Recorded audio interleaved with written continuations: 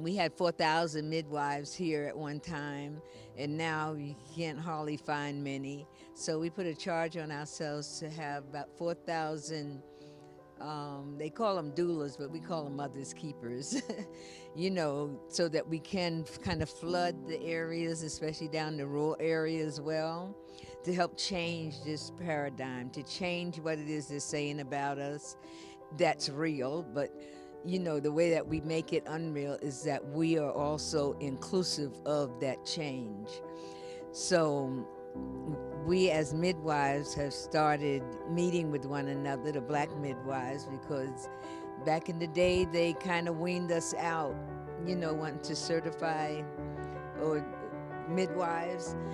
But in the time there was one baby that died, and then the health department called all the midwives, the black midwives, together to give them a certificate, remove the bags that they're used to carrying with the herbs and things that they use when they go to births and things that come up that they use, and give them the silver nitrate for the eyes and other different things that go in their kit to make it a kit, and then give them a paper to do what they've been doing all of these many centuries. So when they did that, they started weaning them out, started putting kind of rules on them and putting regulations in place. And after a while, we didn't have many midwives, the grand midwives in place like that anymore, as well as them outliving the time itself. So today, the same thing is happening in terms of with this maternal piece, where there was a bill that went in for midwives, but it was to certified professional midwives. And if you weren't certified as a professional midwife, you could not do midwifery. So then that puts us out, so they say. But it puts us out. And the language that's in there that would include us didn't have anything to do with us. So what we did is we wrote our own bill, and made it more inclusive.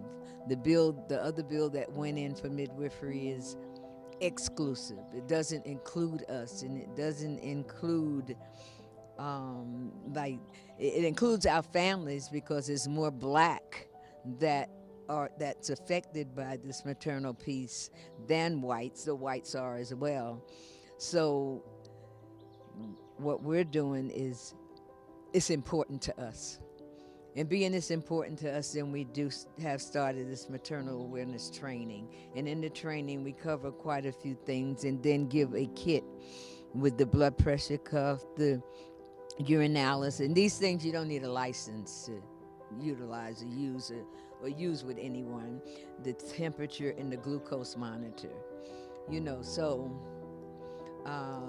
those are parts that we feel are important when we're on our road to working with families to be able to monitor certain things about them prior to pregnancy, prior to the birth itself, and then after the birth, to make sure that certain things are, looked after, and keeping an eye out and using that intuitiveness, the trust that's needed to be able to walk through this particular process with yourself, as well as how do you expand that in working with other families.